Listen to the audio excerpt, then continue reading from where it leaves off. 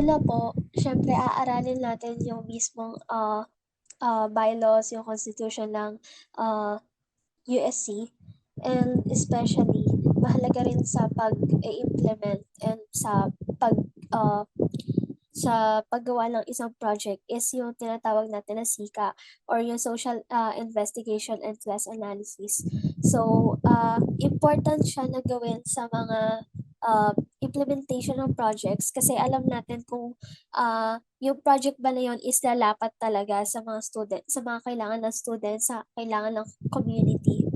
Kasi if gagawa lang tayo ng isang project based on our, assumptions na siguro ito kailangan 'to ng student, siguro ito ano, parang magiging, influential ito or impactful ito sa ating mga estudyante. Pero hindi naman talaga natin napag-aralan at hindi naman talaga tayo, sumulong or sumuong sa komunidad. So, mahalaga na, tanungin din natin kung ano ba talaga yung mga kailangan ng mga estudyante, yung talagang papasok tayo sa mismong, community nila. Isa po sa mga nasa, SPOA ko ay para sa, ah, press freedom and siyempre yun sa ating, gender concerns at sa, online sexual abuse. So, pasok din siya dun sa mga, reports na yun. Isa sa mga isinusulong natin is una, bigyan talaga ng isang suporta, magiging legs and, tumutulong tayo sa foundation ng isang student publication. Talagang palakasin natin sila, suportahan sa mga ginagawa nila sa funds, mag-establish tayo ng mga avenues para, magkaroon sila ng mga partnerships, ng mga channels na,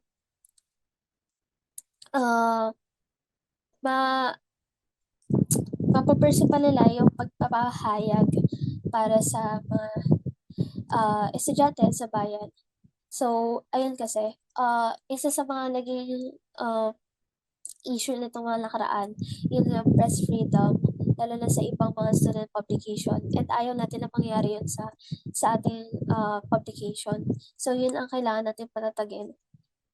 And siyempre, ah, yun sa gender concerns, actually, nakita na natin ito na meron na tayong avenue, para magkaroon tayo ng platform para mag-report yung mga students. Ang kaso lang hindi natin na-a-amplify itong platform na ito. And isa siya sa pinakamahalaga na gawin ng isang student leader na ipakilala na itong mga bagay na ito, itong mga pamamaraan na ito ay meron tayo at ino-offer siya sa UPOU. And, makakatulong ito if ever. Dahil hindi man natin alam sa ngayon, pero alam natin na malaki ang posibilidad at maaaring may, ilang estudyante sa atin na nakakaranas ng ganitong mga abuso or mga gender concerns. So, meron tayong, anonymous na reporting platform or reporting system and ayun lang, ang kaso lang hindi nga siya, widely known. So, mahalaga na ma-establish pa siya na magkaroon tayo ng mga seminars about this and ma-amplify at talagang ma-utilize itong platform na ito.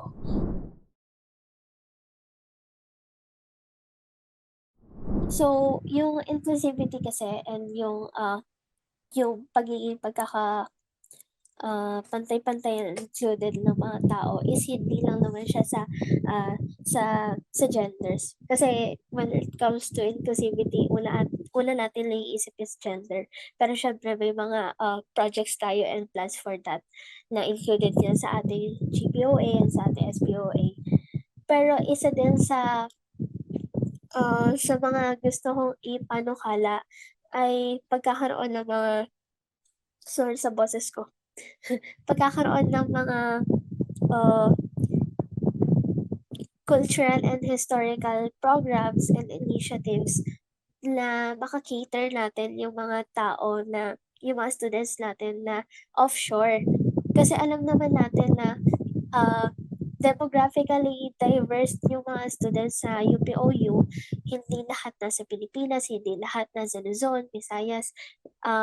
Meron tayong mga students na nasa malalayong lugar talaga, and lalo na yung mga nasa offshore. So, paano ba natin sila mapagdurugtong sa isang inisyatibo na mapapaigting natin yung ah, Pilipino at pagiging makabayan ng isang estudyante. Dahil syempre, yung education natin at yung ginagawa natin pag-aaral is talaga namang para sa bayan, di ba? So, isa yun sa mga projects natin, sa mga initiatives natin na talaga pagkaroon ng mga cultural and historical na uh, programa or proyekto na talaga mapagsasama natin lahat ng estudyante. And ma-feel nila na uh, iisa tayo dito sa university na ito, sa campus na ito. Ayun po.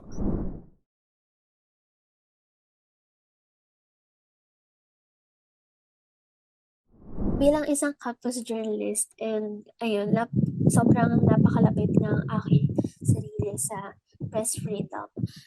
Nitong mga nakaraan, nakita ko yung mga balita na tungkol dun sa Tom Web, tungkol dun sa nangyari sa Marikina, and napag-usapan na rin namin ito yung mga issue ng press freedom na talagang may mga pang-aatake, hindi lamang sa mga journalist, mga professional journalist, kundi sa ating mga campus journalist na alam natin na unconstitutional dahil ito ay labag sa batas, at ang batas natin ay kulang kahit bagamat ang batas natin ay may pagprotekta, eh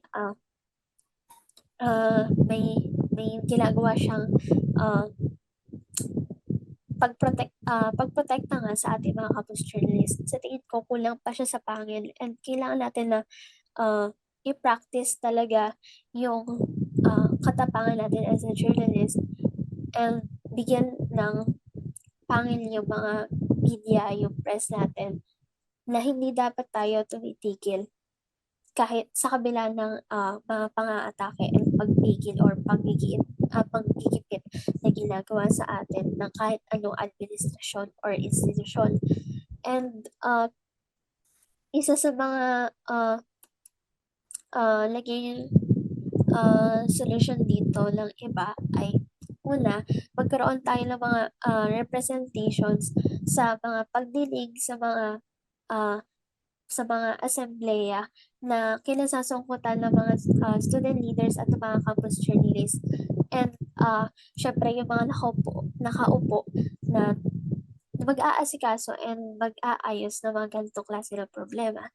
Pangalawa, palakasin pa natin yung campus journalism. And paano siya mapapalakas? Una, meron tayong tinatawag na open source journalism. Tapos may community journalism din tayo. So, isang mahalagang hakbang para sa isang campus journalist ay sumuong talaga sa komunidad natin dahil doon mas napapatatag natin yung kapangyarihan ng pamamahayag dahil hindi lamang tayo nakukulong sa isang lugar kundi napapalawak pa natin yung reach ng campus journalism. And isa pa sa pagpapalakas ng campus journalism is syempre yung pagiging aktibo talaga natin sa mga tao. Kasi yun naman talaga yung trabaho ng isang mamamahayag na makiisa at gumampan sa isang panlipunang advokasya or gawain. Ayun. Pero tungkol din siya sa The Cursor ito yung ito yata yung naging issue last year na parang yung The Cursor is hindi pa talaga established yata or something na may problema sa website ba? Tama ba yun? Ayun. So, bilang isang campus journalist na tumatakbo sa student council, isa rin sa mga nailagay ko sa aking GPOE is talagang suportahan yung The Cursor sa ganito. If ever na kailangan ba nila ng mga resources or fun days or proyekto or programa kung saan mapapalakas pa natin ang campus journalism. Ito talaga yung isang magandang collaboration sa pagitan ng student council, ng isang student representative body at ng campus publication dahil lagi silang magkatuwang. So, ayun, mga initiative na para sa ating mga mamamahayag ay isang mahalagang ah, hakbang na para matulungan natin at makiisa tayo sa ganitong panawagan.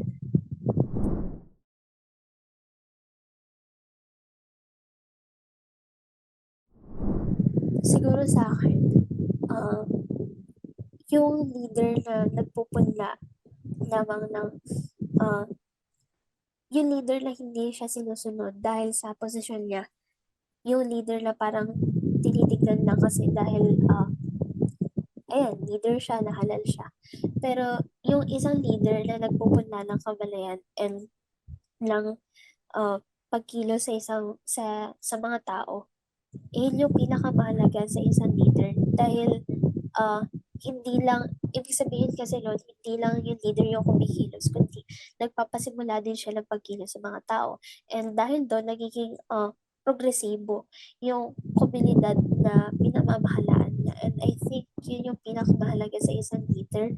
Uh, Isa pa, yung pagiging empathetic ng isang leader dahil alam na natin kasi na ang isang leader dapat maging righteous siya.